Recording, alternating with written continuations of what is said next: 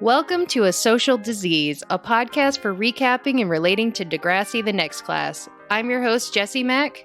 And I'm Carly Jo Gear, also a host. This show is not for kids, as we have frank discussions about sex, drugs, and violence. Listener discretion advised. Welcome back, everyone. Hey there. So today, we are starting a whole new iteration of Degrassi. Dun dun dun. Or Degrassi Jr High. Oh my goodness. Oh my gracious. Oh boy. Yep. I don't have a full vibe on it yet. It's my first time watching it, first episode. I recognize some of the characters from Next Generation, but I'm definitely having to get to know new ones. So I like watching it okay, wait, what was their name? What was their name? Oh yeah, no, I was actually really glad that I was on hosting duty this time because I was like, oh my god, Jessie is probably scrambling right now, being like, what did they say their name was? And I obviously had a good basis because I've actually watched it all through once. Well, I wound up going on Degrassi Wiki. Oh yeah. And making sure I had names right and spelled right. And oh yeah, no, because when I first took my notes, I just put Voola and I was like Voola, and I was like, that's definitely not right. I put Vula. Yeah. So I probably, wrote it incorrectly the amount of times that my phone's gonna be like, this is how you want it, right? No. And every time I go to spell it correctly, it's gonna be like, no. Yeah. You want double O's, don't you, bitch? And I'm like, I don't. Don't. Stop. It definitely, I did it one time. Even spelled correctly, it says it's not a word, so. Right. I'm going to have to add it to my, learn this word. Dictionary or whatever, yeah. Yeah. Because I hate that when it comes up as wrong. Yeah. Yep. I know, right? But so, yeah, I don't know. It was definitely interesting. I'm going to say I could not believe how openly horny these boys were. I know, right? Aren't they embarrassed? Nope. I definitely, wonder if it's obviously you and I were not in middle school in 1987. So yeah, I don't know what it was like. And I'm sure even though we still have a lot of work to do in the whole sexism department, assuming things have gotten a little better, yeah, this shit would not fly by today's standards. Definitely not. Well, okay, so Johnny is 4 point something years younger than me. So he said when he was in junior high school, that that's the type of thing that maybe they were saying to each other, but that no way in hell would they sit there and chant at a woman kiss me. They would be too embarrassed, was his perspective. Yeah. We'd have to poll some guys to see, would you yell kiss me at a girl in a group? Right. Yeah. I'm I can ask Eric. He's in the room right now. Eric, would you and your friends in middle school yell, kiss me at a girl? No. Yeah, I didn't think so. Thanks for your male opinion. I appreciate it. But so, yeah, I was that definitely is okay, this version's gonna be, intense. We're gonna get some characters for sure, but it's just we only got to really know a couple characters so far. So yeah, we'll see how it goes when we get, several episodes in to really get a feel for it. It's interesting as somebody who's watched this before, Wheels in particular is a very prominent yeah, Steph, I want to see them titties, right? And what's interesting about it is as his character develops, he actually is the most a nice guy. Yeah, ends up being a nice guy, and you're oh, I like Wheels, and it's just so wild to see these first couple episodes where you're oh my god, what is happening right now? This is fucking crazy. I thought he might be Wheels, and then I looked it up. I'm okay, that is Wheels. All right. Yep. But there was also this character, Hank, that wasn't in the Degrassi Wiki. Oh, I was going to say, okay, yeah. I missed his name, and he's just such a throwaway character. I don't really think we see him much more. Okay. They, I think, more replace him with Shane. Okay. Yeah, I don't think we really see Hank because I was like, why? I don't remember this guy, and I don't know his name, and Yeah. like I think it was definitely like a we're just testing this actor out, and you know what? We actually don't like him. It's a Towers situation, and they're like, we're actually gonna go ahead and get rid of him because he can't show up on time to set, and we're just gonna replace him with Shane. Yeah, I mean, I happened to catch when Joey said it, and then I Googled it, and it is Hank. So. Mm-hmm. Okay. But anyway, Okay. so besides that, how's it been going? What's been going on? Oh, it's going good. Yeah, gearing up, ready for Christmas, ready to do that socially distant. Ready to celebrate with your villagers. Yep. Oh, like we'll have to talk about that separately because now I can't go into it about Animal Crossing. Yeah, actually it's very sweet. Eric keeps commenting about how he's like, I'm really glad that you like this game so much because honestly, like I knew it was an expensive gift and I didn't know if it was too much. I didn't know if you'd be like, I don't want this. Like I'm not gonna use this. Oh no. Yeah, right. Well, I mean, yeah, it makes sense. We haven't been dating that long, so it definitely was like a little bit of a risk to be like, all right, new girlfriend, I bought you a video game system. I'll take a fucking Switch. Right? Yeah. No, I've been very happy with it. Like, I bring it to work and everything with me, and, like, I play it with the little girl I babysit. Mm-hmm. So, yeah, I've definitely been getting use out of it. Yeah. He was like, yeah, isn't it great? Like, you're clearly getting more use out of it because you can bring it places. And right. I'm like, oh, 100%. Yeah. Because I'm such a on the go gal. Gal on the go? Yeah. I'm lady about town. I am. I am. They always see me. They're like, there she goes. She's always going somewhere. It's just the general thing that people in Chicago say about me. You know what I mean? When they see me. Yeah. You're well known as the gal on the go. Uh-huh. I have a theme song. They're always like, there she goes. There she goes again. Anything else going on? Oh, yeah. I guess about socially distant Christmas. Like, I'm planning on FaceTiming with my sister and, and watching my nephews open their Christmas gifts. And it'll probably be like fucking 5 a.m. Chicago time. But I'll just go back to bed after. It's no big deal. But yeah, that's really, I'm going to make a quiche and hopefully these things called funny donuts that my family has as a tradition. You ever had the funny donuts, Jessie? Not that I can remember. Okay, yeah, because it's on my dad's side of the family. So it's literally just fried dough. That's all it is. They're like... Give me some. Yeah, it's just like fried dough that they tie into like a knot. And apparently years ago, my grandfather as a child, when they made them, he was like, those are some funny donuts. And, old-timey language, it just stuck. And so they're called funny donuts. And sometimes the way they get tied in knots makes them look like penises. And then they're really funny donuts.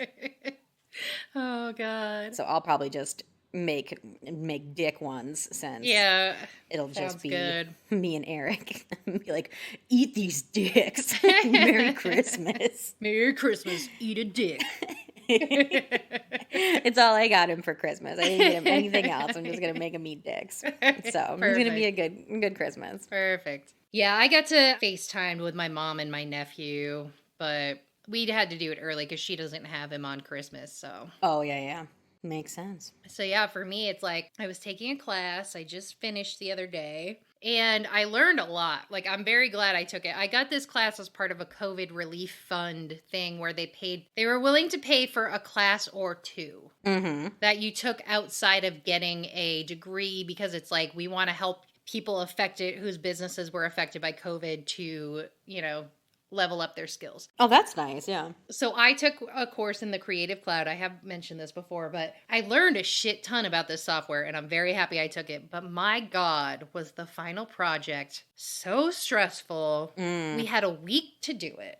There were 3 elements to it. Come up with a concept for a magazine, which was hard on its own. Yeah. Name the magazine and make a logo. Make a cover of the magazine, which the cover had to include the logo and 4 different story headlines, which is like I don't know what to fucking do a headline on. Like, Jesse. I'm in this for design, not for like writing. And then the last thing was create a spread, like 4 pages of magazine spread, 3 pages of actual like magazine, and 1 page of an ad. And you didn't have to write articles, but you did have to come up with headlines and subheaders for the article.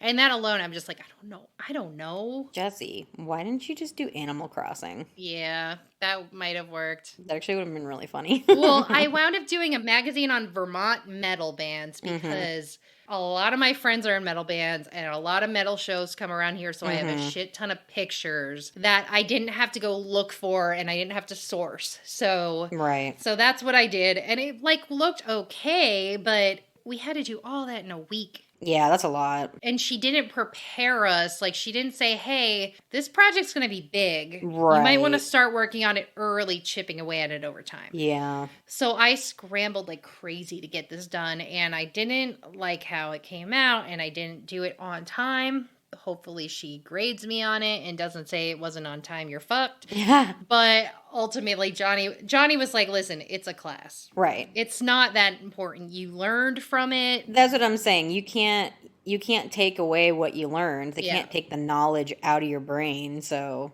you're not getting a degree in this right now. So, you know. And I did a good job on a lot of things in the class. So like overall it's good. I just like, my final impression of this class is fuck. Yeah. Yeah. I sucked at this project. But no, I learned a shit ton and I'm really happy I took it. But so that's been going on, and then nothing too special. Like, we're not getting together. We might pop over to Johnny's mom. She lives right next door to us. We might pop over to her house on Christmas because we do see her because she's next door. We help her out, stuff like that. But I can't see any other family and just yeah, right. You know, like the biggest thing that's happened is I attempted to like do errands the other day on a Sunday afternoon because I pulled an all-nighter trying to get my sleep schedule back on track, and I'm well, I'll be awake while stores open, so I might as well go and get errands done. Like, we needed to plastic the windows, and I needed to get a book light for reading at night because my psychiatrist wants me to start doing that instead of being on my phone. And I was like, I need a book light in like she told me to get a boring book. Because, you know, if it's like a really juicy book, I'm going to be like, I don't want to go to bed. But if it's like boring, but interesting enough, you know, like, so I got some books on leftist theory. I'm very interested in it, but it's going to be very, you know, it's technical. Not going to be exciting. Yeah. So I got some of those books, but I was like, you know, I want to shop local. I want to support the local businesses. So I went into the bookstore and into the hardware store rather than, you know, shop on Walmart or Amazon. Yeah. And holy fucking shit. I didn't think about the fact that it was a Sunday afternoon right before Christmas, and they were packed as you're allowed to be during COVID. Right. All the aisles are wicked small. Yeah. I had a like hour to 2 hour panic attack trying to shop local. Yeah. But yeah, I mean, nothing much other than that. But I'm on like a route to potentially earlier sleep. So let's cross our fingers again. Fingers crossed. I'm like I'm gonna microdose on melatonin. Because people who like sleep normally, generally, but have like the occasional sleepless night will take 5 to 10 milligrams of melatonin and it knocks them out. Doesn't work for me. It doesn't knock me out. Yeah. But some people with my disorder have had success pushing their cycle back slightly, like by a couple hours at least, if they microdose 4 to 5 hours before bed. Because that's supposed to kind of set off your natural melatonin cycle. Because the average person, their melatonin cycle starts about 4 or 5 hours before bed. So it's supposed to kick it off. So I'm trying that along with we up to my dose of Seroquel, and it's a whole thing. But I'm crossed. I slept all right the last 2 nights, but you never know. Like this I tend to develop tolerances and stuff like that. So we'll see. Fingers crossed I'm hoping. for you. I'm sick of not sleeping till 8 or 10 a.m. Yeah. I've been falling asleep by 5 a.m. the last couple days, which has been much better. Still not great, but much better. Right. Anyway, so yeah. Shall we get into it then? Sure. What are we talking about this week? Well, Degrassi Jr High. Season 1, Episode 1, I'm so used to saying hashtag. Yes, There's me no too. hashtag. We'll just go £, because that's what it was in 87. Yeah. Kiss Me Steph. Oof. Mm-hmm. Oof. Yep. When I first heard the title, I thought it was going to be about like someone who had a crush on her. You know, like, nope. Nope. Nope. Nope. Balls to the Nope. wall. It's Degrassi. We don't, mess around. We go in and we go hard, okay? We're going hard episode. This was the first episode of this entire, well, there was Kids of Degrassi Street. There was Kids of Degrassi Street. I did try to watch that. Yeah. And I think it's like one of those slow starts because Yeah. I didn't end up going really further because I was like, this is like stupid boring. Like, Yeah. so. But like for the first episode of a show, they definitely, like a series, they definitely went hard. They were like, she's going to become a slut. I mean, Not become a slut, but dress. You know. Yeah, no, I think that. She's going to dress risque. Yeah, mature, Jesse. I think that it really goes to show you that Degrassi has always been about that life. It's always gone there. Mm-hmm. It goes there, exactly. Mm-hmm. All right, so we open up with Stephanie Kobolowski, I believe is how her last name is pronounced. She's dressed modestly, heading to school on the first day. She looks like she's feeling pretty pumped about starting 8th grade as Arthur calls to her, asking her to wait up. Pissed that he would dare address her in public, we learn that they are in fact siblings, but Arthur is not to talk to her at school, and he better not tell anyone they're related. That dorky little brother. I know, right? This is so, like, typical. But so, okay, she's been in junior high this is her second year in junior high. Yeah. Did they not know they're 1 year apart? Did Right. people not know that they were related in elementary school? Right. No, I have no idea. Did they forget? I don't know. And even did like none of these people know each other in elementary school, like 5th and 6th grade, 4th and 5th grade? I feel like I knew. Right. I mean, well, so for I went to a regional high school, junior, senior high. Right. It wasn't just regional junior high, regional senior high. It was regional junior senior high. Right. So I got to know, like, I was suddenly around people I never met. Right. From many, many elementary schools. But we don't really get the sense that that's the case here. Yeah, I don't think. Well, also it's in Toronto, so it's not like it's right. It's not like my school where they had to pull from everywhere just to make a high school work. Exactly. So I don't know. Yeah. But yes, Arthur is like, bitch, our last name is Kobolowski. People are gonna know we're related. But that is not her last name anymore. It's Kay now. Kay. She lives with mom and you live with dad. And if mom can change your last name, then so can she. Like, what? I didn't change my last name to, I'm not going to say her maiden name because then you can get into my accounts. Oh, yeah. I didn't change my last name. Granted, I think if my last name was Kobolowski and my dad's was Kobolowski and my mom's last name was Kay. Oh, okay. So hear me Kay. out. I assumed that she was just going by Stephanie K, as in K is the first letter of Kobolowski. And she was just like making it a last name. That's what I assumed. Oh, I was under the impression that was her mom's last name. You know, I don't know. But I don't know for a fact. I don't know for a fact either. I don't know if we ever find that out. I assume that mom went back to her maiden name, which may be K, Kaye. That's what I thought, yeah. But yeah, I just assumed she was like, no, I'm just going with the last letter and making it a full-on last name. Yeah. But also, like, wouldn't these people at school have known her from last year and been like, Stephanie, isn't your last name Kobolowski? And she's like, no, it's K. Kaye. We have a lot of plot holes, episode 1. You know what, Jesse? I'm wondering if this episode is actually where they came up with every kiss begins with K.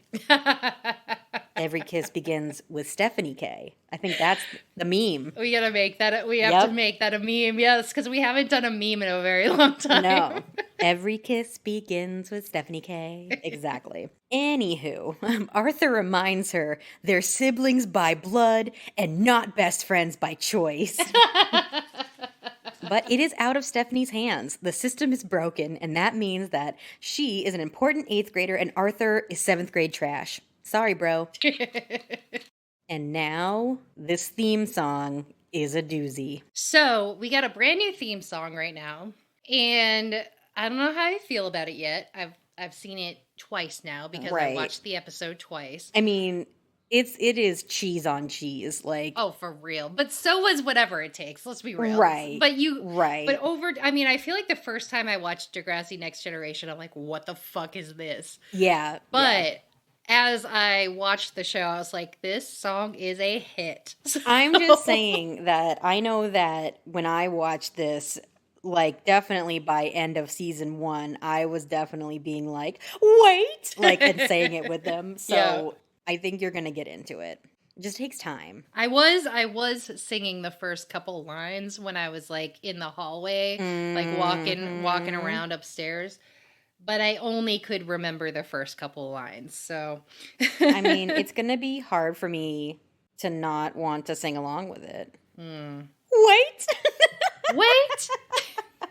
I think once you hear it enough, it'll get stuck in your head. I think what stood out to me was the way she'd be like, "Come out!" Like she would have this kind of slight rasp to her voice every once in a while. Mm-hmm. She was definitely a rocker. Oh, hell yeah. I will say that. We got a little bit of rock and roll in this theme song.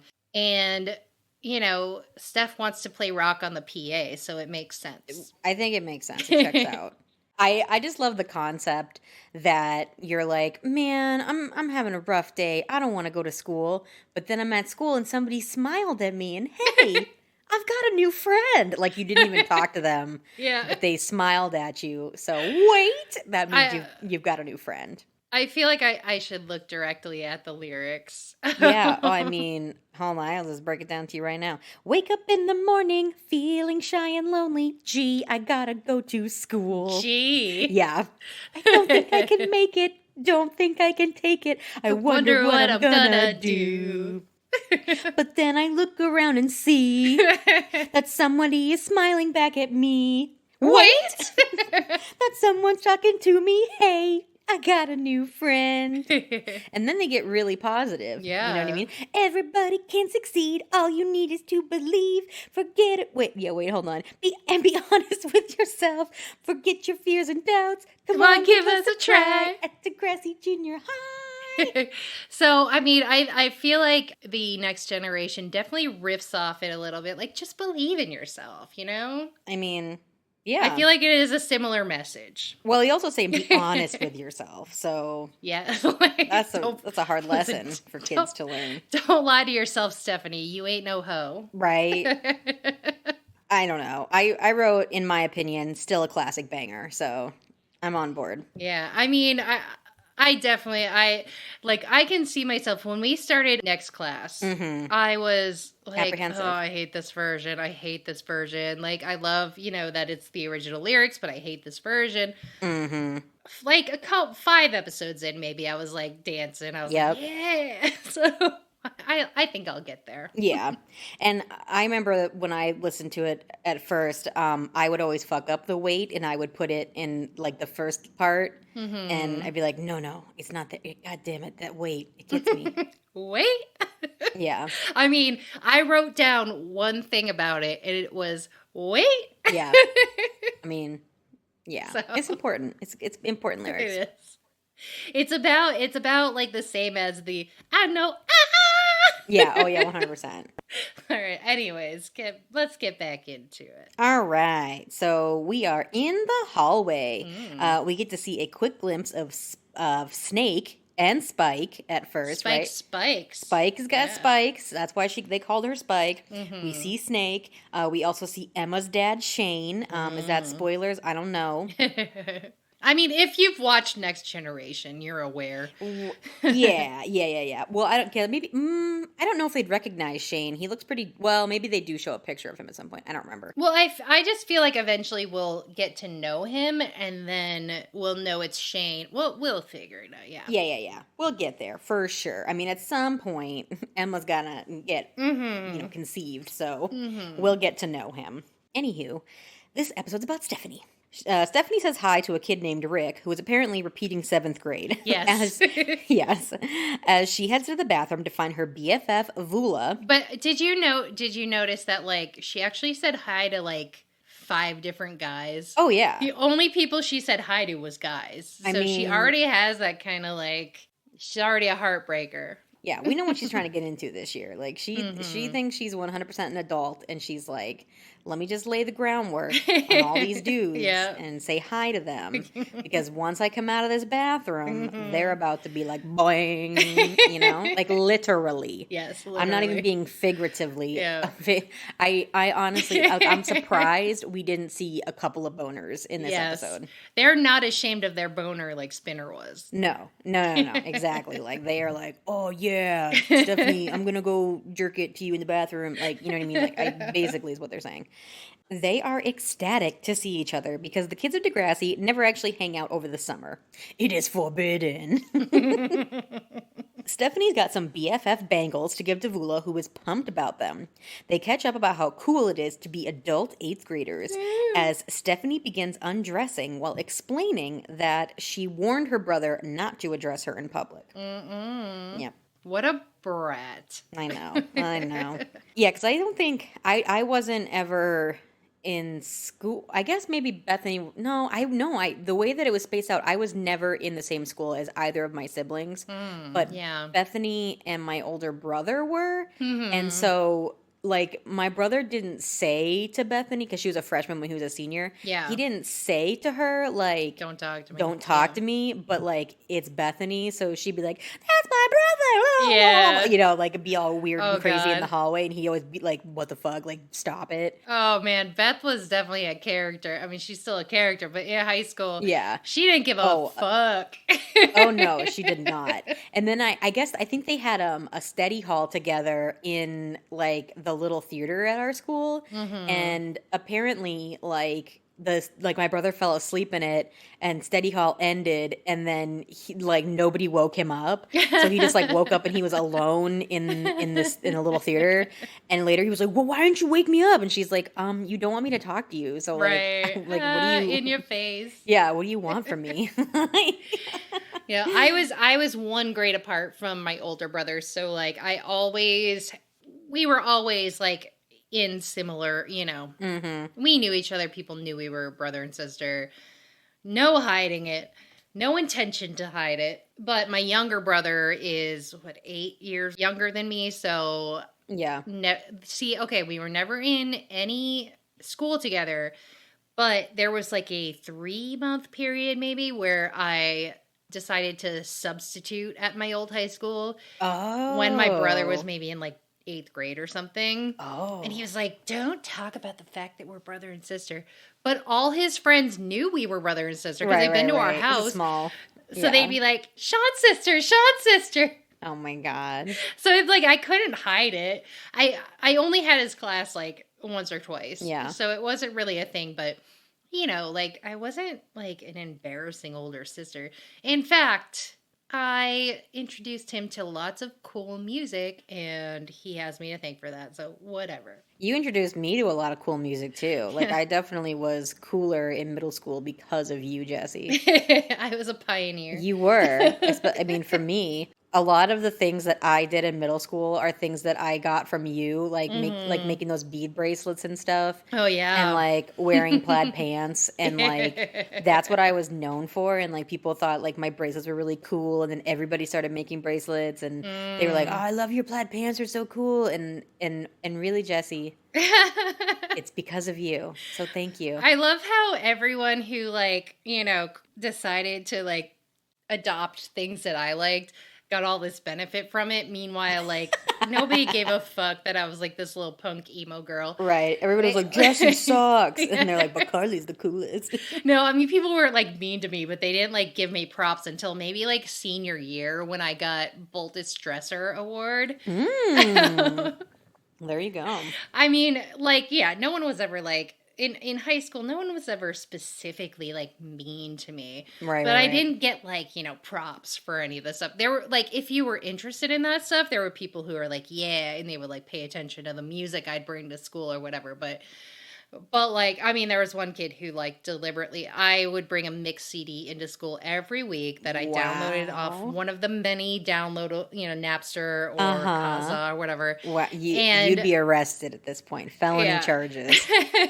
But I'd bring in a new mix CD of new music I found over, the week to the next week's class. And there was one boy who, within a week, had a t-shirt of at least one of the bands Mm-hmm. that I brought. And I was like, dude, He was ready. this is embarrassing for you. But he was like, I don't care. Yeah, anyways, I didn't get big props for it, but Maybe he had a crush on you.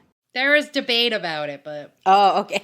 I never, I mean, he would rip me off left and right. Like, I remember being like, I want to start a band like this. He went out and started the same band with someone else. That's weird. So he Yeah. either...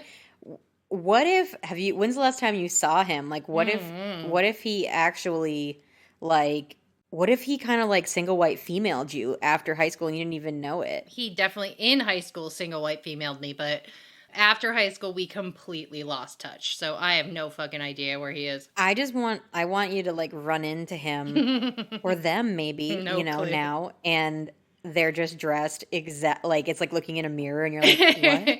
They started wearing overalls and got bangs. Right, had plastic surgery to make their nose bigger. No offense. Big ass crooked nose. They were like, can I get a forehead extension? I'm sorry, I'm like reading you for filth right now. Jesus. Brought in a picture of Ashley Simpson before the nose job and was like, make me look like this. And they were like, I got you, fam. He got a forehead extension, but then grew bangs to cover it. To cover it up. Exactly. Oh, God. Can you imagine? Meanwhile, I do think you're very Lord. pretty, Jessie. So. Thank you. I'm just talking about your most striking qualities. Yes, no, I definitely have distinctive qualities. So I hope that you find them one man. day and discover that that's what happened. They just always wanted to be you. I need a Facebook. Stalk. Do a Facebook search. I don't know. Please. Like, we aren't even Facebook. I'm friends with people on Facebook that I didn't even talk to one word. Right. Yeah. No, I feel Never, you. Same. never searched them out. Anyways, I mean, well, I'm excited to see the results, so let me know what happens. Anywho, Vula finally notices what Stephanie is wearing, aka a hoe top, and asks her what she's doing. It's 8th grade Vula. Time to start dressing like a hoe. Duh. Dress mature, and Yeah, sorry, it's more maturity is the more mature you get, the less clothes you wear. It's true. I'm wearing pasties right now because Yeah. I'm 35 and that's just what you do. By 40, just walk around naked. I'm an early developer, so I actually am only wearing a butt plug right now, and that's it. It does, of course, have a horse tail attached to it because I still like to have a sense of style. I want you to be able to see it. It's a little uncomfortable to sit on, but Yeah. I make do. Anything to be mature. Jesus Christ. Anyways, okay, honestly though, I actually think it's like a really cute outfit and I would totally wear it. And I also think the top she's wearing would be cute with the skirt. Like, she didn't have to take off that, you know what I mean? Obviously, she's going from our hoe look, so she got to Yeah. take off this long skirt. But I was like, oh, that top actually, like, looks pretty cute with the skirt. Yeah. And, like, you could pull that off and just be like a semi-hoe. But, Yeah. I mean, that's not, no, we're going. She does not want to be cute. She No. wants to be hot. Yeah, and so like so thongs obviously, I guess, weren't a thing really, like not mainstream at least. I feel like thongs came about like at some point when I was a teenager, thongs started being like a whole thing. Yeah, no, I agree. But I think that thongs were probably around. They just like, weren't in vogue. Yeah, like I'm sure like in the 70s and 80s or whatever, I'm sure like strippers were wearing them, but yeah, it wasn't until like the early 2000s that it became maybe like a late thing. 90s, early Yeah, 2000s. yeah. Well, we can thank Cisco for that, I think. Truthfully, I think it was because of him that Yes. thongs exploded. So, I have to put on the record, I don't understand thongs. Never will. I don't, I definitely in high school, or I guess it was the summer between, no, yeah, I think it was in high school. No, it must have been. No, it was in fact the summer between 8th grade and ninth grade. I'm sorry. When my high school boyfriend and I started hanging out, playing Mario Party in my room. And I definitely remember being like, okay, I'm wearing a thong. And I'm going to be like, oh, wait, Mario Party is not in the Nintendo 64. And like made sure that I bent over in just the right way that my, like I practiced. I fucking practiced. Like I was like, if I lean down like this, I would like put my hand behind my back and I'm like, can I feel it? This is a bend and snap moment. Yes, it was 100% a bend and snap moment that I 1000% orchestrated. And like, I wonder how obvious it was that I like did it on purpose. Or if he's just like, this bitch is a hoe and I love it. Let me get a piece of that. I never had an interest in having something up my butt. It doesn't feel great. It definitely does not feel great. It's a special occasion thing for me. I really only have like maybe one or two. Yeah. And they pretty much just live in my, underwear drawer. And it's like if I'm trying to have a special evening with my guy, then I might wear it as a surprise. But no, it's certainly never I'm just going to wear this under my clothing for the day's underwear. Like, definitely not. No. I feel like I generally get, like, bikini cuts or, like, are they called, like, cheekies or whatever? Yeah, I love a cheeky. I think that they look cute enough that why would I get a thong? Yeah. No. Uncomfortable. I feel you, but like, at the time I was trying to bag a man, and it was the thing at the time. So it was, and all the low-rise jeans made it so. Yeah, you were seeing them. I mean, honestly, I was probably wearing like those jeans with no back pockets. That I would love it if those came back because they did make butts look really good. Yeah. So. But then they got replaced by like yoga pants or gauchos. Oh my God. Oh God. I just had a conversation about gauchos with somebody the other day. And I was just like, man, that was probably like the first pair of pants that I had that I was like, my butt looks banging. I don't even remember gauchos. They're literally like super wide pants. Like super wide capris. Jenkos. Yes, but like they were made of like a stretchy material, and it was almost like pre-yoga pants. Okay. I mean, currently I wear overalls almost exclusively, so they do nothing for my butt. No, yeah, definitely not. Jessie, why are you hiding your light under a bushel? Because why would you do that? Because I don't like pulling up my pants all day. And you know what? Pants are guarantee you not pulling them up overalls. Yeah. Like, okay, so my butt is big, and if I wear regular pants, it's just constantly pulling them up. And also, I like how the overall aesthetic looks. And I'm not trying to land a man. So why am I trying to make my butt look good? I'd rather look cool and not have to pull up my pants. Okay. Well, granted, it makes going to the bathroom a little bit harder. Yeah, that's how I feel about But worth it. Because you go to the bathroom for fucking 2 minutes. You pull up your pants every 5 minutes all day long. Fuck that. I mean, listen, it is a little bit more practical than wearing a romper, which I love rompers. But yeah, you go to the bathroom and you're like basically naked. Yeah, none of that. But the overalls, you're at least still wearing a shirt. Yes. We digress once again. Yes. Arthur approaches a teacher who is talking to the one and only Joey Jeremiah. He doesn't know where Miss Avery's class is because he lost the paper with the directions. No need to help him, though, Teach. Joey Jeremiah Esquire is on the case. Esquire. Yeah. Joey is a lot throughout the entire series. So, what is Esquire about? I don't know. Is like what does that mean? I don't know. I'm gonna Google it. Yeah, Google, because I don't know either. It's usually a courtesy title in the United Kingdom. Esquire historically was a title of respect accorded to men of higher social rank. Well, particularly members of the landed gentry, above the rank of gentleman and below rank of knight. I mean, Joey Jeremiah. I think he nailed it on the head. Perfect.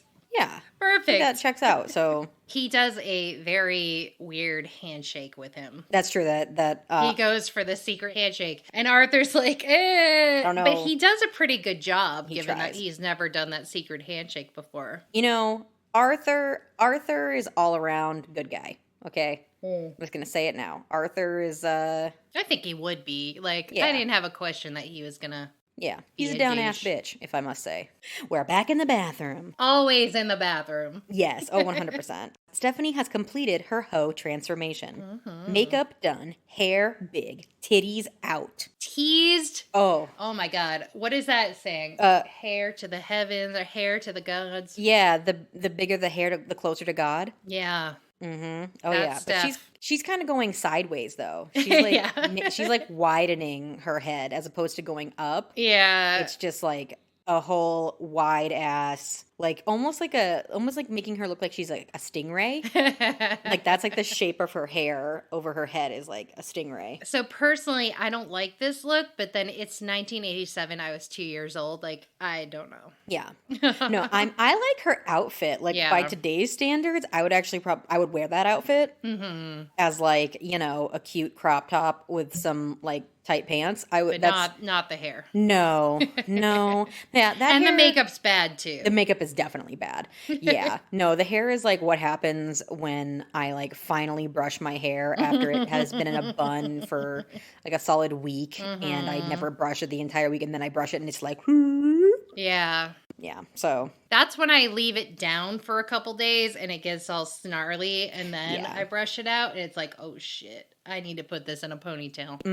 we need to tame this mane. But Stephanie's like, no ma'am, I need to get it bigger.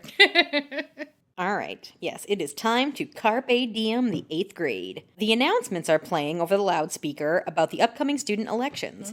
The announcer says, get involved, guys. And Stephanie and Vula take that as they are only encouraging boys to run. What the fuck? Rude. Yeah, I don't think that's what they intended, but, No. but they were like, what the fuck? We're feminists. What are they doing? Yeah. So they start daydreaming about all the normal things that kids think they could do if they were class president, like better food in the cafeteria, less homework, and more school dances. Too bad they don't realize that Degrassi's class president actually runs the whole school and is generally acting principal in most situations. So far, they haven't got to like that concept yet, but No. I'm not sure how big a role student president will be. Yeah, it's definitely not as much, but I do like the realization later where she's like, what do I have to do? Yes. Wait, what? I have to do things. This I isn't just a thought- title. Yeah, like real fucking dumb. Anyways, after checking out her new hoe look in the mirror with satisfaction, Stephanie decides that she actually should run for president. Vula is on board. She's popular, so why not? Steph is feeling herself. Oh, she won. Like, it was just like Manny, right? There is no, like, I'm feeling self-conscious about showing off this skin. She's like, this is my final form. Get ready. So when I specifically remember being like maybe 8th grade and wearing a spaghetti strap tank top and taking off my whatever sweater hoodie and immediately being like, oh my god, they're gonna think I'm such a hoe. Yeah. I felt the same way about spaghetti straps. Like, Yeah. I definitely rocked the whole, I think I was a bit younger when they were popular, but I definitely rocked the whole, like, t-shirt under the spaghetti straps. That was a thing for a while. God, that was a terrible yeah. look. It was a terrible look, but I did it because I was like, I did not want my shoulders out. I was like, Yeah. that's, like, I'm so uncomfortable. Emma did that look a lot in 7th, 8th Oh, grade. Yeah. Yeah, big fan. Yeah. It's really the go-to thing that you want to wear when you're wearing, dolphin pants. Like when I think of dolphin pants, I'm like, oh, get me a t-shirt under that spaghetti strap. Like, fucking, yeah. I just like, and nowadays, like in the summer, spaghetti strap is my go-to. Right?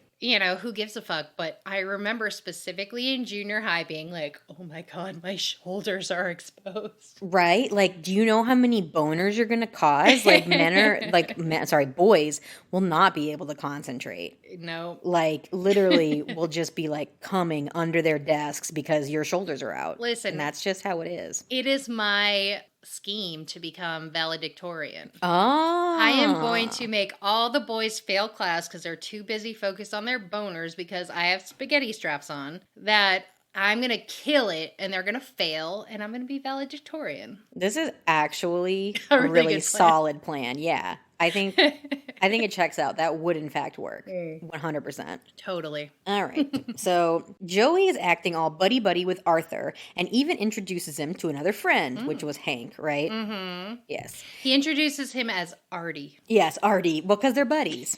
That's, you know what I Yeah. mean? You gotta relax it a little bit. Arthur is very pish posh. Yeah, I don't love it.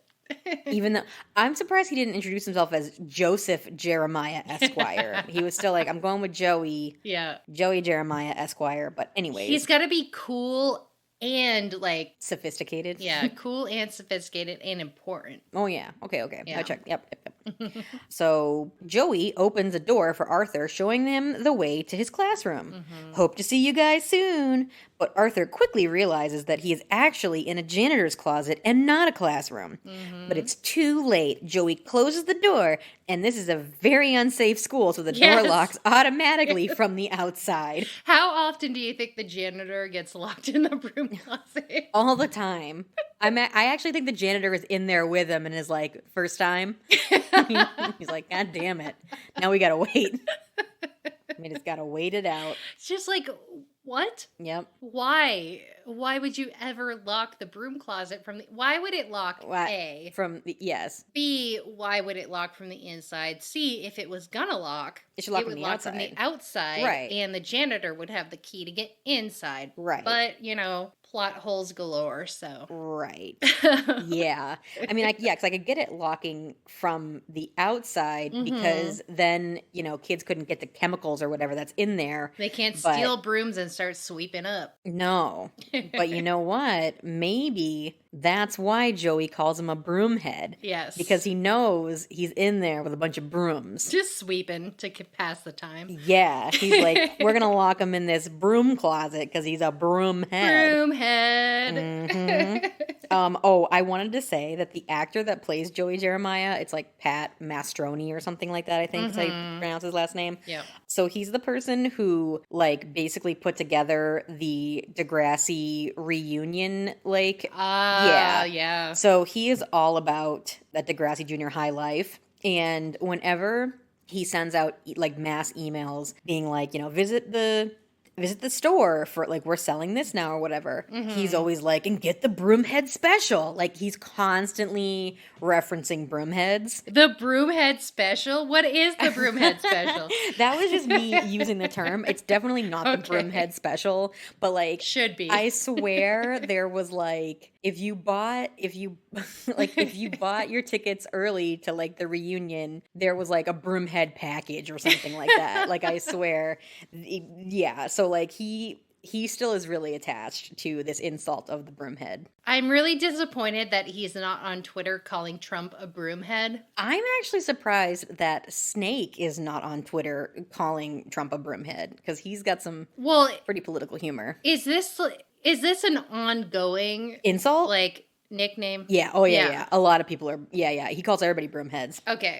Okay, in that case, yes. I thought this was a one-off because he was in the broom closet, but apparently it's a whole thing. Oh, no, it's 100% a whole thing. I'm actually curious now. I'm like, I want to Google on like Urban Dictionary. I want to see if it's a thing. Broomhead Funeral Home. Oh. Urban Dictionary, broomhead, a dumb person. Yeah, insult found only on the TV show Degrassi Jr High. Shut up, Wheels, you broomhead. So. But the next one's rough. Yep. Do we even read that one? Thanks, Giselle Gardoni. Oh, okay, here it is. Yeah. Oh. Yeah. I don't know that I want to read that one. No, I don't think we should. There is a wizard swear found in Wizard Swears, episode of Potter Puppet Pals, a Harry Potter parody by Neil Secura. Harry, oh man, I spilled my potion all over the floor. Ron, you're such a broomhead. Oh my god, the next one's really rough. Whoa. Oh, this person was all right, mad. I'll read that one by Dubs. Whoa. Oh, by A Dubs. What does this have to do with brooms? Broomhead is a fucking cunt who hypes everything and can't keep saliva and food particles in his mouth. Yes, boys, can't wait to get pissed tonight and ring a taxi and eat kebabs and then spray the kebab everywhere, geezer, followed by rubbing of hands together, said Broomhead. That's not a great sentence. What does any of that have to do with Broomhead? I don't know, but like, I gotta say, if it's just somebody who hypes everything and like sometimes can't keep saliva and food particles in their mouth, like I'm definitely a broomhead sometimes. So I get excited. The final definition is a last name. Sorry. A last name for donkey people. Broomhead is a dodo. Thanks, Cart 3. Like these people names. Wow. I clicked on donkey thinking it would go to donkey head, and it's just donkey, and it says you say it when someone says some dumbass shit. Yep. Oh, now. But then people has its own thing. If you don't know what they are, I suggest you get out more. Well, anyways, so a broomhead has a lot of definitions, but I would go with the first one. Yeah. A dumb person, insult found only on the TV show Degrassi Jr High. Only. Shut up, Wheels, you broomhead. Yeah. And yep, that's basically it. Perfect. Okay. Yes. Stephanie enters her first class of the day, and it is very apparent that the boys have noticed her new look. Joey is the first one to say hello to her and reintroduces himself as a playboy at her service. Joey Jeremiah, playboy at your service. Wanna play? He has like 16 different occupations. Yeah. But he is always at your service. Oh, 100%. Listen, Joey would give you the shirt off his back if it meant y'all were gonna fuck. Like, for sure. You know what I mean? Anyways, the whole wanna play, I was like, this is wild. Like, I can't fucking fathom an 8th grade boy saying to me as an 8th grader, wanna play? I'm like, what? You mean Mario Party? Yes, I do. But like, wait, what? It's interesting because the only thing I know him from is Next Generation when he's like a grown-up. Yeah, I really wish they had a callback to wanna play. I know. Oh my God. Yeah, trust me. Well, he just gets more and more embarrassing. Like, I think I can imagine. Yeah, Joey is like the JT, right? Yeah. Like, he is the person that like is always kind of cool, but is like doing really embarrassing things to try and like get the ladies, and he never quite gets the lady. You know what I mean? Like, nobody takes him seriously, even though he is like trying to get laid so hard. But like, everyone's just like, Joey, you're a goofball. Like, get away from me. So his future career is car salesman. It makes sense in my head. I can see it. Yeah, he loves to talk. He is a talker. He's a schmoozer. Oh, for sure. 100%. Just then, Mr. Radich enters, and everyone knows he's all about business, so they hurry the fuck up and sit their asses in their chairs. Always a stickler, he removes Joey's hat for him and welcomes their malleable young minds to grade 8. Joey's signature fedora. Oh, yes. So when I first watched this episode, I was like, he doesn't say his name until like the, 3/4 into the scene. And I'm like, is that Mr. Radich? Is that Mr. Radich? Yes. You didn't recognize Mr. him? Radich. It is. No, I did, but I wasn't sure. I was like, wait, I didn't realize that Mr. Radich was a throwback character. It was, yes. Mr. Radich is, in fact, a teacher. Yep. Yeppers. Yeah, like the original snake who followed, became a teacher. Anyways. If you went to Degrassi Jr High, you became a principal, pretty much. Yeah, it was actually, they called it the Degrassi to principal pipeline. It was actually a lot more positive than like America's pipelines. So I really support it. I think that more schools in America should have pipelines like that. Yes. So we are back in the hallways, and we see a girl in a wheelchair cruising through a doorway with a staircase in the background. So she is a prominent background character. 100. We do get to know her later, but I can only assume that somebody carried her and her wheelchair up the stairs. Exactly. We know Degrassi doesn't have a goddamn elevator or ramps. No. So not happening. Somebody helped her because the school is not handy capable. Oh. We know that. Yick is behind her looking for his first class and hears Arthur screaming from the janitor's closet. Yick lets him out, but only to ask him if he knows where Miss Avery's class is. Because if anyone knows their way around the school, it's probably the kid that's trapped in the closet. Yes. Trapped in the closet. I know. I pulled out my Beretta. Sorry. We don't want to give him any credit. That man deserves nothing from us. But, goddamn, do those songs get stuck in my head sometimes. I mean, I was all about Trapped in the Me too. It was like my world for a while. Same. For a little too long. Yeah. For sure. Yeah, same. And it's really sad that we can't ever enjoy that again. So. Yeah. Well, I guess you can enjoy it so long as it's in a way that doesn't give him any money. We don't even want to say his name because he's a piece of shit. So right, I feel sad for people who will never enjoy Trapped in the Closet because he's such a shithead. I know. Anyways. Yep. Anyways, they are in the same class, so they decide to look for it together. This chick has a hard to find class. Nobody can find it. Miss Avery's class is like in a tower somewhere.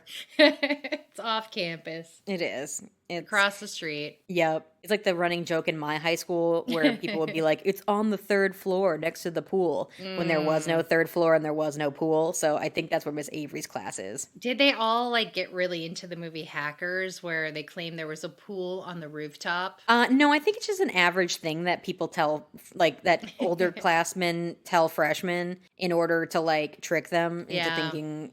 I think that's all it is. But so, yeah, I don't know where Miss Avery's class is. Apparently you have to like pull a book on the right shelf in the library and then the shelf rotates and you're in her class. So I'm not quite sure where it is, but unfindable. Mm-hmm. They find Miss Avery's class as she's calling roll and just stare through the door window because apparently all the doors at Degrassi automatically lock and they have to wait for Miss Avery to open it. This is some fucking Lean on Me shit. Yeah. Like all the doors are chained shut. Yep. Nobody's leaving that school. Yes. She welcomes the boys in as Arthur notes that it is a very confusing school. Poor boy. They didn't get a orientation day. Nothing like that. I know they don't know where anything is. No, they did not. No. Back in Mr. Radich's class, he is breaking down everyone's class schedule for them because apparently they all have the exact same classes together. One. Yes, which is really weird for 8th grade. That is not how I definitely had. Like, I was in like we called it clusters. Yeah. So like I had the same like homeroom, or I had the same class as the same group of people, but like I was in like a different math class than certain people in a different, Yeah. Yeah. Anyways. I mean, for me, it was like. You're in, like, there were levels to each class, like remedial, like general or something, advanced. But I didn't have math. Like, it wasn't like 8th grade math advanced is at the same time as 8th grade math remedial. It was just like, you got it when you got it. Nobody had the same exact schedule. I felt like this was really important to talk about, but Mr. Radich does mention that after a typical lunch of French fries and gravy, they will have mathematics. And I'm just... That's lunch? Yes, that's lunch. Poutine is all these Canadians are allowed to eat. So, it is the staple food of Canada, and that is all they serve in the cafeteria. So understandable why Steph and Vula were like, yeah, we need to figure out this lunch situation. I said the exact same thing because, if it's poutine every single day. Every day. No wonder. Not a single nutrient. No. They're like, can we get a vegetable? And they're like, no, here's more gravy. And you're like, oh. Somehow these kids are like super skinny and yet they don't have any nutrients, only potatoes and gravy. I like to imagine that it's like, they're like, oh, what's for lunch today? And they're like, poutine soup, or like poutine salad. Here's a poutine sandwich, and it's just poutine packaged into like different things. Soup. Oh, yes, a gravy-based soup, gravy cheddar, like a broccoli cheddar, but with potatoes and gravy. Yes, fried potatoes that float in the gravy cheddar. And but I'm gonna go out on a limb here and say that could be delicious. Like I honestly, I'd try it for sure. I mean, gravy is kind of the same concept as a cream-based soup. Like you just have to mix it with the cheese, like a broccoli cheddar with some gravy thrown in. I mean, could work. I would bet money that we could Google poutine soup. I bet it's a thing. All right, well. Let's see if you can find a recipe. I bet poutine soup is a thing. Olympic gold. Oh. Poutine soup. Ooh. Canadian beers, American tears? What? I'm interested. This is a WordPress article. Uh-huh. Olympic gold poutine soup, Canadian beers, American tears. That's quite a title. Yeah. Okay, it says, what better way to celebrate Canada's Olympic hockey victories than a post inspired by all things Canadian? Poutine, bacon, maple syrup, and beer. Are you drooling yet? Yep. We are. Same. Olympic gold poutine soup. That's right, poutine soup. Yeah, it's a whole thing. Well, see, that's what they're serving. I mean, at least it's got some variation, right? I mean, I need to look. Oh. Oh, no. I mean, they have a picture of it. And it doesn't look very good? I can't tell. Well, I'm on the fence. now I need to look at it. I feel like we should both buy the ingredients, make it, report back next week to see if poutine soup is good. It's on cooksdon'tclean.wordpress.com. We are, by next episode, both going to try Olympic gold poutine soup, Canadian beers, American tears. All right, I'm on the article. Okay, I see the ingredients. Onion, carrot, celery, butter, flour, hot milk, specifically hot milk. Hot milk. Okay, 2 cups of American tears. 1 heaping tablespoon all-purpose flour. Oh, okay, yeah, it's got a heap. I can definitely, well, okay, so I don't cry very much anymore since I've been on medication. No. But I could attempt to get 2 cups of American tears. I mean, I'm a crier, so I could definitely conjure up two cups of American tears for sure. Like, I can do it. Wait, this is like quite a recipe. There's like 3 different recipes in here. So Yeah. you've got potato bits for topping. So that's your potato, I guess. It's only a topping? Or hash browns if you're lazy. Yeah, I guess. And then there's the Canadian stout gravy. I will say, though, throwing back to the American tears, it does looks pretty say, good. or stock of choice. All right. So I don't necessarily need to make myself very sad to cry 2 cups of American tears. I'm going to do it. I wish you lived nearby and you could give me some of your American tears and I could try it authentically, but it's not going to happen. Oh God, it says at the end, but as we celebrate our Olympic success, it's important to remember that the biggest prize of all is not Olympic gold, Olympic glory, nor defeat of our American friends. No.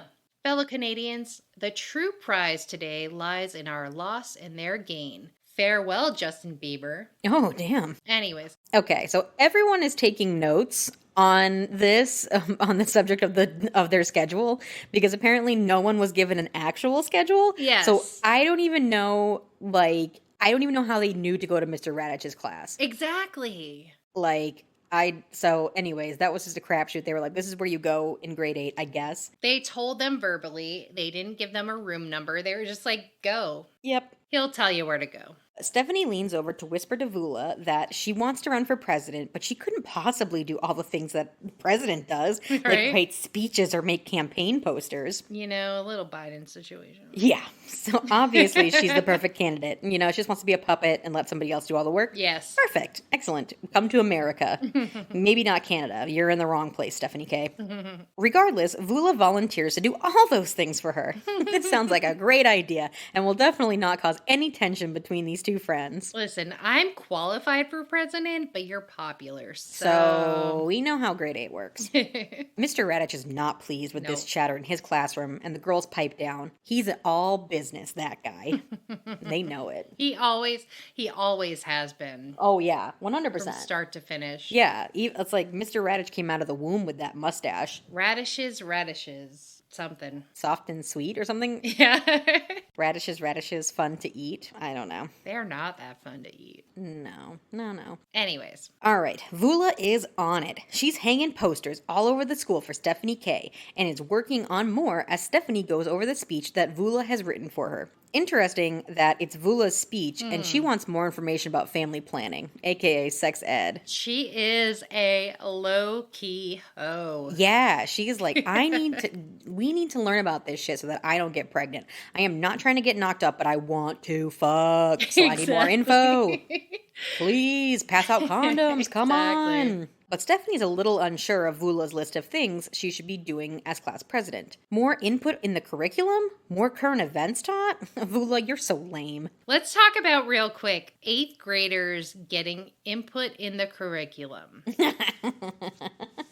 What do they what do they want to know about? Like, right. They're like, listen, I really want to know about what? Why are we learning about history when we could be learning about Boy George? Exactly. Like, that's what I want to learn about. Yeah, what input do they want? What's wrong?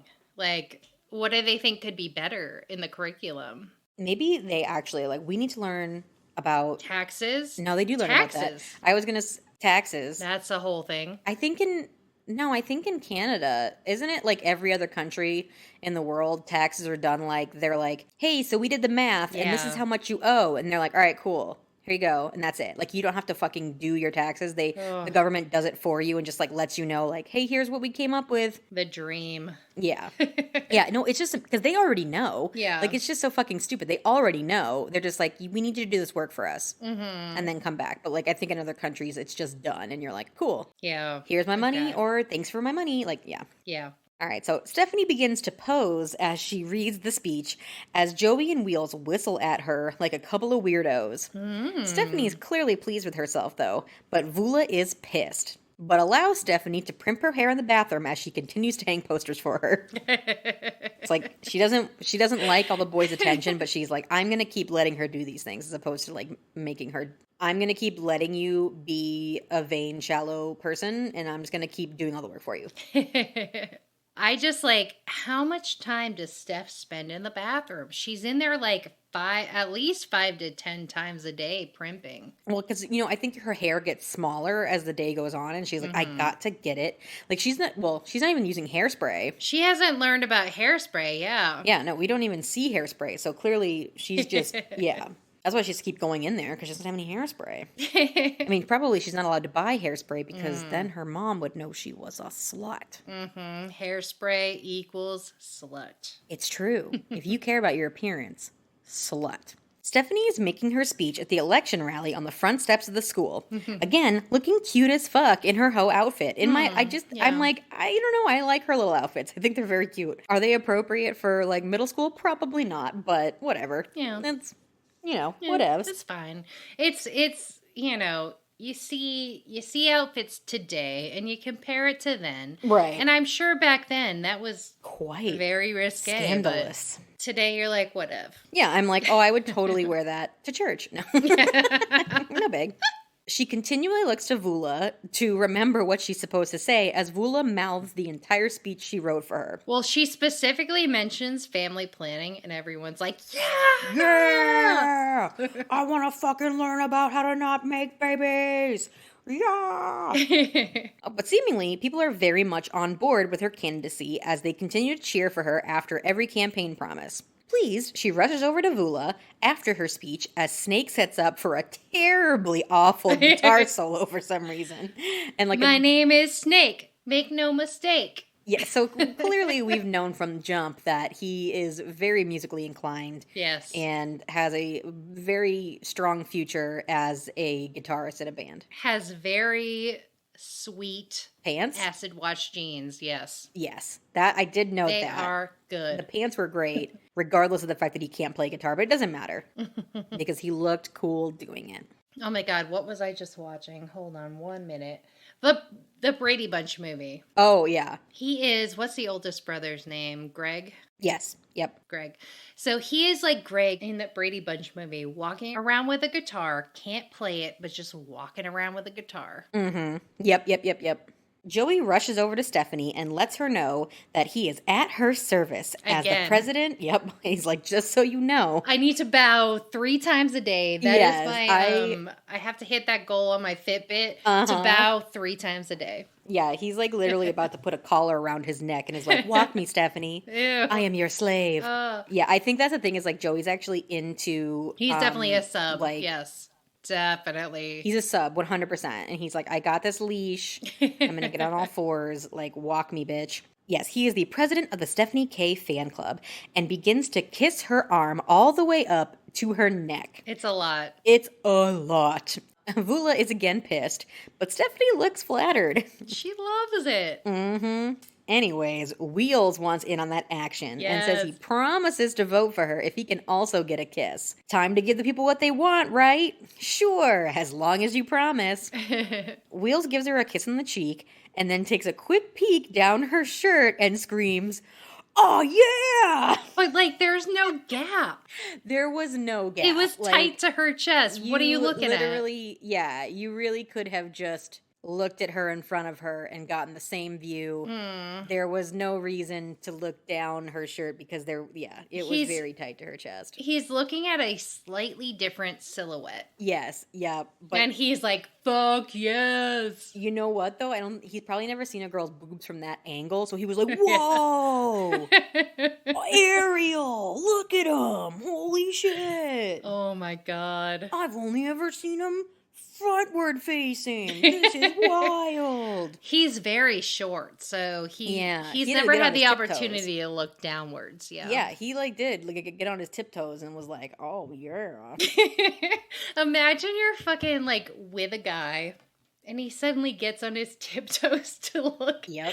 down your shirt. I'd be like, dude, really? Well, see, my boyfriend is very tall, so Yeah. he doesn't have to get on his Same. tiptoes. Same. Yeah, he's just constantly like standing over me and being like, "Oh yeah." Exactly. If there is any kind of space going on, he can see it. Yep. Oh yeah. Boing. But he's used to it, so he's like, he doesn't say, oh yeah. Maybe he should. Like, why don't I want that enthusiasm about my boobs? I mean, he's got some enthusiasm there. It's just not when he casually sees down it. I love the concept of like you live with your boyfriend and like you get doing dressed the or dishes something. and he's like, oh yeah. Nice. Oh goodness. I mean, really, yeah. I think Yep, that, yep. I mean, he is so tall. He's very tall. Mhm. So he's been used to his whole like maybe mid-teens life seeing down women's shirt without trying. So Wow. he has no reason to be like, oh yeah, because it's what he's used to. So He's like, "Oh, get him out of my face. I I don't need to see him." that. Yeah. But you know, if you were to show him your boobs from a below angle, like if you got on a step ladder Yeah.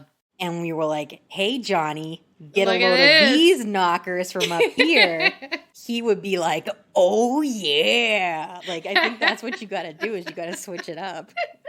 So I'll try. I'm telling you right now, this is how you spice up your relationship. We do have a step ladder. Get ready, Johnny, because you're about to get an eyeful. But I have to wear like a Stephanie K Yes. little bra top. 100%. That's important. You can wear that sports bra you're wearing. Just take your shirt off. No, this doesn't show shit. Oh, okay. All right. Never mind then. Put in a little effort. So, ladies, you heard it here first. If you want to get your man excited in the bedroom again, let him see your boobs from a different angle that he's never seen them before. Guaranteed, he's bound to say, "Oh yeah!" And make kissy faces at you. Yup. And maybe even do like some sort of like air guitar solo because I feel like that's what Wheels was doing in his head. You know what I mean? Like Definitely. in his mind, he was like, "Meely, meely, meely, meely." Like that's Oh my 100%. God. Okay. As Wheels heads back to his pals to get some high fives. But once you pop, the fun don't stop. Now all the boys want to kiss as they begin to crowd around her, all taking turns kissing her cheek. Arthur and Yick watch from afar, astounded. Grade 6 was never like this. The girls around Stephanie all look irritated at her as she continues to be swarmed by the boys. Astro Dog, who is Arthur, to Microchip, Yick. Oh yeah, I was saying these 7th grade boys are giving off JT and Toby realness as they talk on their huge as fuck walkie-talkies. Like I have never in my life seen such an extension cord. What do you call that? An antenna. Antenna. You weren't born yet. Listen, I know. This is walkie-talkies back in the day. Wow. How far have we come? They are a scheming. Yes, those walkie-talkie cords. What? No, what are they Antennas. called? Antennas. Sorry, I'm like, why can't I think of that word? They're literally taller than them. Like that's it's longer than those boys. Anyways, so yes, Astro Dog to Microchip. They're scouting around the school trying to figure out where Joey is so that they can avoid being bullied by him. They currently need to avoid Sector 2C. So I'm curious, did they come up with the title Sector 2C, or is that on the school map? I think they came up with it. They're losers. So they definitely like coordinated the entire school and called them sectors. I'm also going to question, how did they come up with the names Astro Dog and Microchip? I mean, obviously, it's just like, they're like, these are cool names. And I want to go by them. They give off different vibes to me. They do. Like, is Yick wicked into computers? But, like, what would Arthur be into that would call him Astro Dog? He likes space and dogs? See, like, space. Yeah. Jesse, come on. Cleared up. Come on, Jesse. Yeah, obviously. I get so something that I didn't know until I started dating my boyfriend is that like he has an online name, which is like the name he uses when he's like doing like gaming and stuff. You didn't know, but like I didn't know this, and so you always go by Carly Joe Gears. I know, and every time I would type it, he's like, "Why are you using your real name?" And I'm like, "I don't know. Listen, because it is my name. That's Internet and I cannot have another." Internet 101, you do not use your full real name. Well, you come up with a username. Late. No, I let him know. Like the only time I ever had a username was on OkCupid, and that name was curvy and comedic, and I think it was a solid name. But I'm not going to be curvy and comedic. You should on Animal Crossing. Well, no, I feel like when you were on AIM, you were Cool Chuck Kid. Mm-hmm. Yeah, I was. Because I make the rules. Yeah, I think you should still be Cool Chuck Kid. I'm thinking about it, okay? But yeah, so I asked him, like, I was like, how did you come up with your video game name? He's like, I don't know. I just made it up in, like, middle school. And I'm like, what do you mean you just made it up? He's like, I just made it up. So I think that's it. I think he was like, I like space and dogs. Astro Dog. That's me. I mean, for a very long time, I've been Jesse because it's not my full name. True. It's a nickname. Sometimes I branch out, but for the most part, it's Jesse, but it doesn't give away my last name. True. There you go. It does. Anyways, all right. Okay, so apparently Yick wasn't even going to go into the school until they figured out where Joey was. He's outside, like, being like, all right. Like, I don't know. It just seems odd that you're, like, in there actively looking for Joey, as if Joey isn't going to move at all. Like, he's just going to stay in that one spot the entire day. And they're like, cool, we're going to avoid Sector 2C, and we're good. He is. He's waiting for Steph, who is inside taking a shit. And everyone is outside like, kiss me, Steph. Kiss me, Steph. And she's in the bathroom like, Imagine you're like, I mean, she never pees or shits in the bathroom, but imagine you were, and there were boys outside being like, kiss me. Oh my God. I would just be like, damn, I'm hot. Like, even me in here pooping, and the boys are clamoring to get in here and kiss me. Like, come on in, boys. Yep. Well, a lot of weird themes this week. It seems like the boys would, though. They that would. Desperate. They absolutely would. They'd be like, we've never seen boobs in a shirt while a girl's pooping before. Oh, yeah. So, yeah, I think solid. Yeah. Anyway. Joey is in his 100% muscle shirt, trying to calm the crowd outside of the girls' bathroom, who are all chanting, "We want to kiss! We want to kiss!" Vula is very upset with Stephanie. She thinks kissing has nothing to do with the presidency. But that's just politics, Vula. Come on. This is how it works. You have to give the people what they want. That's why Trump was grabbing women by the pussy. Yes. Because that's just politics, baby. Biden was out there kissing everyone, and it worked. Yeah, and sniffing people, so. Yes. Well, yeah, no, he was sniffing. Trump was kissing, grabbing by the pussy. I mean, you gotta do something sexual. You gotta do something. Yeah, give the people what they want. I want a president who will sexually harass me. That's what I want, yeah. Yeah. Yes, please. Exactly. Or let me sexually harass them. Vula also wants to know when the fuck Joey became the smarty in charge of her campaign. But Stephanie's fine with it because she's got all the boys' votes. Some of them may even commit voter fraud and vote for her more than once. But Vula points out that the girls are not into these campaign tactics.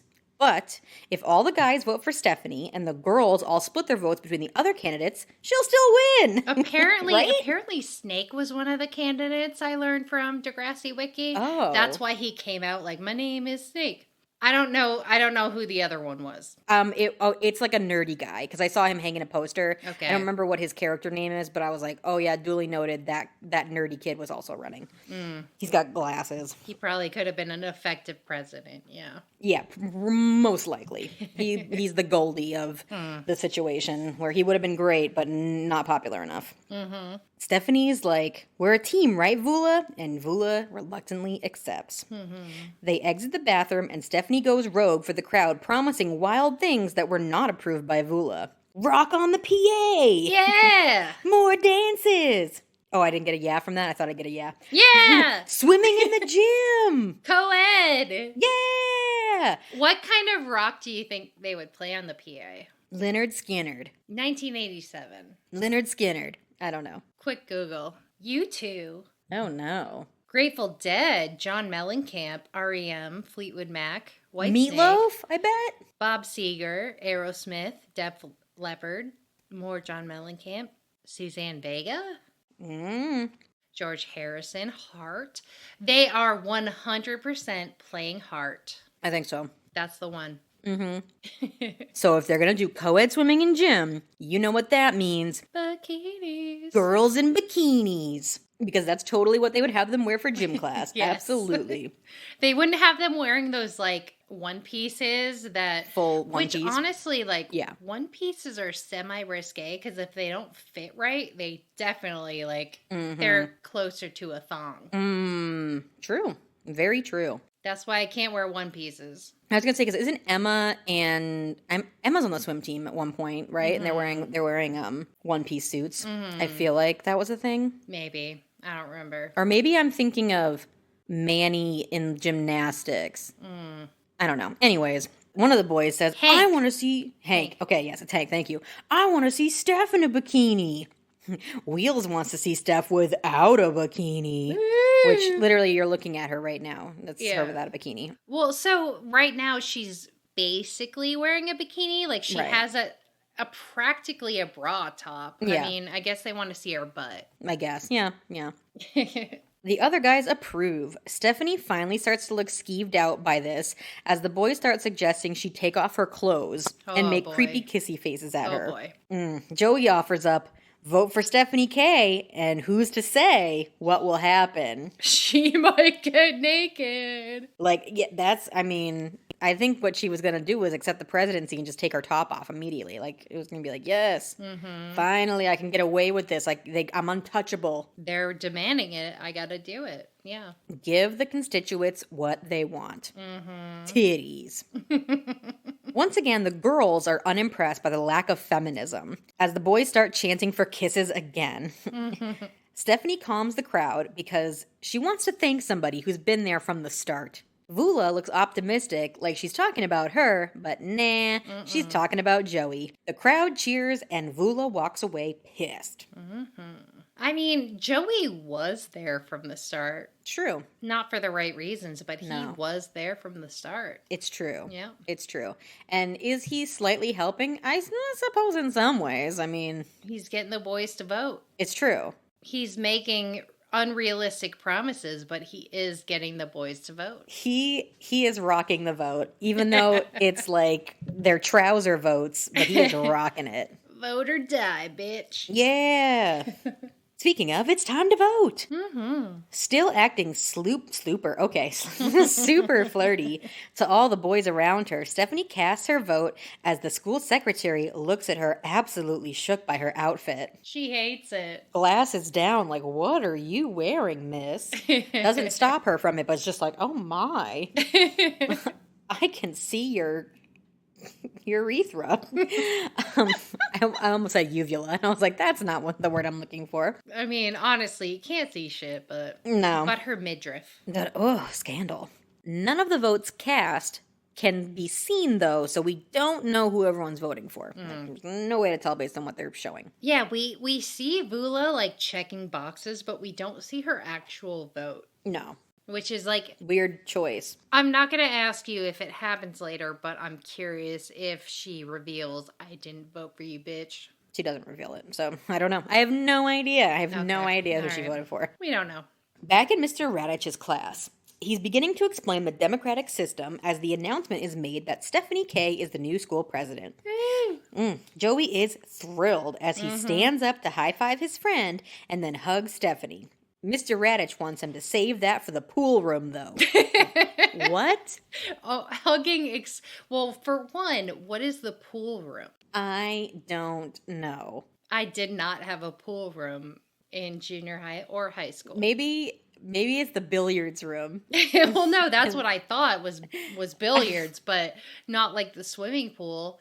Imagine, like, save your hugging for when you're in shorts and a bikini. Is that like, was he implying like, you can do that at the bar, even though you're children? Like, I don't know what, yeah. I just thought they had a room where they play pool. You know what? Which makes sense for a later Degrassi because they have like 16 different hang zones. So hang out, yeah. My school didn't want us to hang out. No. They didn't want us to be friends. They said, don't talk to anybody. Nope. Get your class in 2.5 minutes and no pool for you. Nope. But if you had a pool room, there'd be a lot of hugging. Lots of hugging. That's why they were like, we don't like hugs around here. Nope, not unless you're in the pool room. You know, and honestly, they should have liked hugs because it's hugs, not drugs. Hell yeah. Instead, we were all deep into drugs because we couldn't give hugs. Wow. That's deep. That's how the drug epidemic began. Yes. Saying no to hugs, well. Right. Like, it's like in Dirty Dancing, like hugs are just banned and everybody's doing drugs instead. They're like, man, my mom never hugged me. I better do heroin. Yes. Like, that's what happens. It is. Mr. Radich continues to say that their assignment will be due on Tuesday at 3:25 because he leaves the school at 3:26. That's right. He does not stay if he's not getting paid. So he's got to dip. Understandable. Honestly, teachers should, but anyway. They should. They should fucking dip. Like, they don't get paid enough to stay there and deal with these kids' bullshit, you know? Nope. No. The bell rings and everyone leaves as Stephanie tries to catch up with Vula. But she's stopped by her new VP, who is super excited and thinks she's going into politics one day. So I was like, okay, we have a female president and VP? Yep. Whoa. This is... For a school that, like, the boys are so disgusting. Right. Like, I don't think Susie went around kissing people, so... No. Maybe she was unopposed, though, and they were just like, okay. She just wants to be the VP? That's weird. Okay, whatever. She's also a woman of color, so, like, this is relatively progressive. Oh. You know what? I actually think that that's actually Michelle Obama. Or the prototype. Yeah. For Michelle Obama. So Susie, I didn't catch her name either. She asked Steph if she's excited for tomorrow, to which Steph is like, huh? What's tomorrow? The first student council meeting. Duh, you dumb bitch. Wait, I have to do work? Right? I have to do things? You didn't know the president does shit? Meanwhile, Zoe is in the... anytime she's not in class, she's in student council office. 100%. Yeah. So really, truthfully, better president than Stephanie K. Steph does not understand. No. Because Stephanie has plans, you know? Like, I can't, you know? But you really can't miss the first meeting. No. They have so much to discuss, including the co-ed swimming that Stephanie promised to her constituents, because Susie's parents will not like that. But, I mean, Steph is president now, so she makes the rules. So they're going to have to talk about it. My parents would not be okay with boys seeing me in a swimsuit. Actually, when we go to the lake, it's a girls only lake. Oh, wow. No boy will ever see me in a swimsuit. Joey's making kissy faces at Steph through the hallway window as the VP lets her know that Secretary Doris wants to see her. Darce. Wasn't it Darce? I'm pretty sure it's Doris, but like, did she say Darce? It sounded like Darce, and I'm gonna real quickly I'm pretty Google positive it. Her name is Doris. I heard Darce. I think it was like Doris Bell or something. Tiny Bell's long lost aunt. No, I don't remember. Nobody brings it up, but I swear that she said Darce. I couldn't find it on Wiki, but like, would they add it? I don't know. No, here. Yeah, this is it. Okay. Adults. Deborah Lobin as Doris Bell, the kind-hearted and caring school secretary. Doris. Okay. Okay, I swore she said Darce, and I was laughing my ass off. She might have said Dars. Doris, but it's Doris. Steph heads to the office as Doris reminds her that she's got to write a speech for the PTA meeting next week. I'm sorry, I want to call her Darce. I like it better. All right, Darce. Darce reminds her that she has to write a speech for the PTA next week. Does Darce make a lot of appearances in the future? Like, is this a one-off or? I don't think we see a lot of Darce. I don't think All she's right. a very important character. So then for this episode, she's Darce. That's fair. Yeah. Makes Darce, sense. All right. Darce Bell, who is Tiny's long-lost aunt. Imagine Tiny's mom being Darce. Darce. Whoa. Darce. I just love the name Darce. All right. Okay. You're going to name your firstborn Darce that you're not going to have. I got it. Yeah. Well, maybe change your cat's name to Darce. Maybe. Anyways, speech? This is not what Stephanie signed up for. Fuck. So, unfortunately, Joey and Hank, that's just sort of his other pal. Yep, definitely Hank. Yep. Joey and Hank have found Arthur, and they're carrying him through the school with the intention of stuffing him in a very specific locker near the principal's office, because surely that's the best place to stuff him where they won't get caught. So how does one go about just being carried by two people?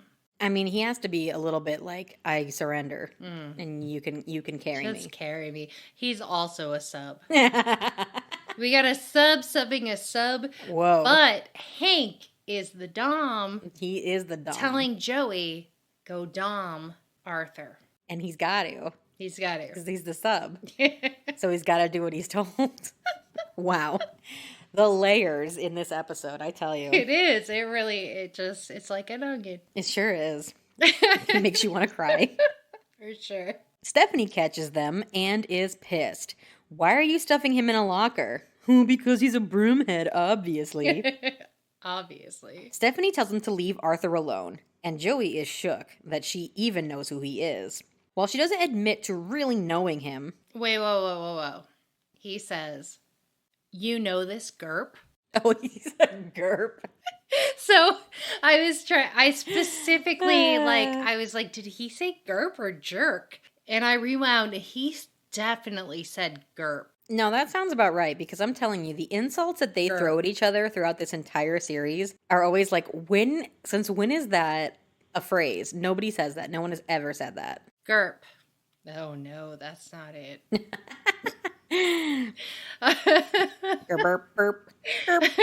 Urban Dictionary says, a combination of guzzle and slurp, often used in the context of consuming cum. I think that sums up Arthur. Chris loves a GURPing session. Then I think that we've hit the nail on the head that Arthur is 100% a GURP. A term used for burp after giving a blowjob. Yeah. I don't know. No, these are accurate terms, and that's exactly what he meant. It can get a little bubbly. Ew. And induce gagging. Ew. Well. A term oftenly used to mean getting your dick sucked, blowjob, or getting head, oftenly given by a girl of teenage as a former Oh no. oral sex. Why does it have to be a teenage girl? Because it makes it worse. The last one is to drink heavily and party hard with a group of friends or at a party. I think here's the thing, is because Arthur is a sub and Joey is a sub and then Hank is the dom. Joey's like, I'm sorry, Stephanie K. We have to turn this grade 7 into a GURP. Yeah. I think this is what we've covered is the underground fucking dominatrix setting that actually happens in the underbelly of Degrassi. Groomhead came up in Degrassi Jr High. We know it. But GURP, nah. I hope we hear it more. I hope to hear it more. Okay. GURP is rough. Yep. Yes. Anyways, he calls him a GURP for sure. I rewound it and I rewound it and I rewound it. And I was like, nah, he said GURP. He called him a GURP for sure. It's true. Anywho. Okay, so Stephanie doesn't actually admit to really knowing Arthur. She just wants him to leave him alone. And also, has he seen Vula? Because she needs to write a speech. But Joey thinks that he can be of service again. Speechwriter at your service. Yes, as the boys both bow before their queen, because she is the ultimate dom. She is. Mm-hmm. And bowing is your opportunity to be like, Mm-hmm. go away. Yeah, they're like, Go, they're not go. looking. Like, literally, Arthur has to, like, push past Hank. Like, he clearly touches Hank. But he's I'm sorry. so busy bowing. Wow, I'm sorry. I ate a little bit more of this tempura cauliflower, aka You gurped a bit. I did. I was like, aka cum, and I gurped. So, pardon me. Pardon my gurping over here. My slurping and gurping. Oh my. Ew. I hated everything about GURP. I was hoping GURP would like have a okay definition, but it was gross. Yeah. Well, that's Gross usually from what start to finish. Yeah. usually what happens on Urban Dictionary. So here we are. Joey's got mad talking skills. He can totally write a speech. You just start with a joke, like calling people ladies and germs. Perfect. Which will definitely kill. And then you end it with a joke too. And it literally doesn't matter what you say in the middle. No. Like, doesn't fucking matter. No. You can literally sit there and talk about gurping and then nobody's listening. They're waiting for that joke at the end. Stephanie clearly passes and walks away as the other guy finally notices that Arthur got away. Like, what? Oh. Oh, drat. Did you notice that spray painted on the lockers? It said, Florian lives. Florian? Mm-hmm. Florian? Florian. I can't remember. I think there is a Florian. I don't know. I don't remember. Okay. But anyways, he lives. So. It reminds me of Metallica Lives. Yeah, so I don't know why Florian lives, but he does. FYI, one time my older brother said, Metallica lives. And we laughed our asses off because what? Wait. So he said it seriously? Like he meant it? Yeah. Oh, okay. Yeah. Yeah, that would be... Ask Beth about it. I will. Metallica lives. That'd be pretty funny, I'm sure. You're like, what? So Stephanie finally finds Vula and lets her know about the speech she has to write. Vula feels like Stephanie used her and that she thought she'd be grateful. Stephanie says she is, but Vula points out that she thanks Joey, not her, in her speech. Mm-hmm. But Steph just thinks that they're in grade 8 and boys like that kind of stuff, being thanked, you know?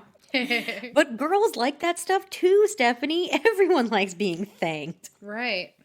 Yes, Vula ends it by calling Stephanie a baby and returning her stupid best friend bracelets. You can have fun being president with your new image. And without Vula. Stephanie looks defeated in the bathroom as she brushes the sluttiness out of her hair, takes the makeup off, and puts on the oversized shirt.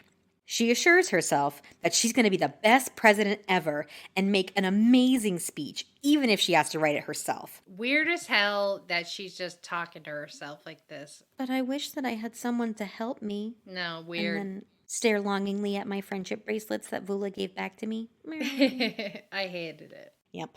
As she exits the school, Arthur catches up with her to thank her for defending her against Joey. She thinks that he was just joking, but Arthur thinks that was a pretty weird sense of humor. Mm-hmm. He's not sure about middle school, because it's so different. But hey, he made a new friend, and the classes are stimulating. And at least he knows the president on the weekends. Stephanie tells Arthur about the speech she has to write, and Arthur offers to help her with it. Steph is reluctant because this is junior high after all. But Arthur was valedictorian of the 6th grade, remember? Did you get a valedictorian of the 6th grade? Because No. I definitely did not. Definitely did not. Honestly, I was smart enough that I might have gotten it. Oh, back in the day? Back in the day, I did real well. But then I got to junior high and I'm like, I have to get up like 2 hours earlier. And Fuck it. I'm going to dress like a slut. That's what you do when you get to middle school. Didn't. Oh, damn. Dress in Hanson t-shirts. Damn. Got no male attention from that one. Damn. Yeah. Damn. Well, I made choices. They didn't pan out, but yeah. I was always an individual, and that's what matters. But you know what? No GURP. Yeah, and at least you weren't a GURP. Purple like a silk gum. Could have been worse. Nope. Nope. Nope. Anywho, Arthur lets her know that his speech was inspiring and witty. Yeah. She'll pass, though. Whatever. Tell Mom I said hi then. Knowing damn well that she actually can't do shit about fuck, she calls to Arthur to let him know that she actually does need his help. She is useless. 100%. She is like, I'm popular. I say hi to the boys in the hallway. I can be president.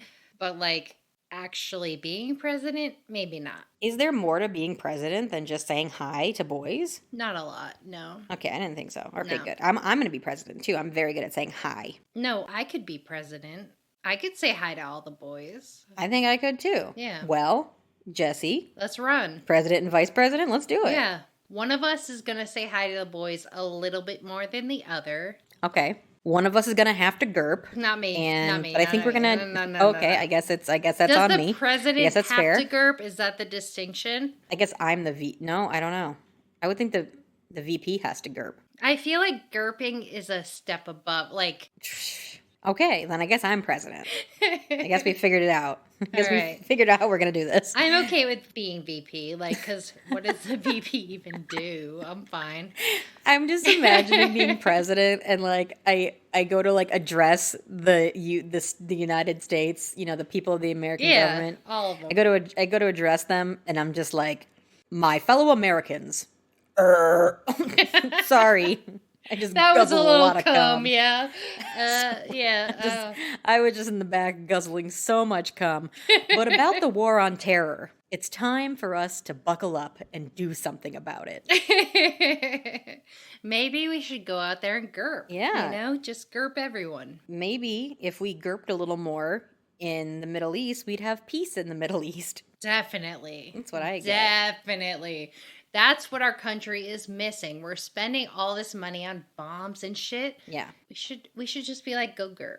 Yep, that's how you do it. Anyways, what do you rate this episode? You know what? I actually only gave it 3 chef's kisses. All right. I know, because I do love like a hoe up, but I know that this series has way more drama to bring. So I'm ready. My body is ready. I gave it 4. I really don't have a reason for it. Like, Okay. I just said 4 because I'm like, I'm here for a solidification, but it's not nearly as effective as Manny's. No, I mean, Granted, the boys' reactions were way more intense than Manny's. Like, yes. Manny got a little, like, look at her butt, but she got, give me a kiss from, like, every guy. Yeah. Wild to see these blatantly horny boys who are, like, not ashamed of the fact that they are, like, into getting a kiss from anyone willing to give them a kiss. Yep. Arthur, kind of boring.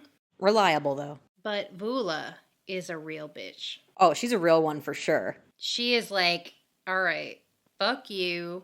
Yeah. You don't give a fuck about me. Vula is a down from day one kind of girl. And if you disrespect her, Fuck off. no, she's got boundaries, okay? But I also, like, I gave it more points because I laughed every time Joey offered his services and bowed. And I also like that little sneak peek at Snake's musical abilities, so. I know. So I gave it a 4. I don't know. It's a solid start. It's just because, you don't know where it's going. And Exactly, yeah. I slightly remember, so. Well, next time we are talking about Season 1, Episode 2, The Big Dance. No hashtag. No hashtag. It's going to take us 40 episodes of this in order to stop wanting to say hashtag, so. All right, you got any social media to plug? Yeah, at Curvy and Comedic. Just kidding. Just kidding. You know, Carly Jo Gear on all the socials. Please don't stalk me. And you can find my aggressive political rants at Jesse on Twitter. Or my pictures of kitties on Monday Night Raw on Instagram. You can find us everywhere at a At social GURPS.com. disease. At GURPS. Specifically GURPS.com. You can find us at a social disease. Relevant. You get a social disease via GURPing. Makes sense. Uh-huh. I want to be the GURPer baby. Oh, God. Okay, so I gotta stop. It's too much. Rough. All right. Thanks for listening, everyone. Yeah, that was a rough one, guys. Thanks. Bye. GURP you later.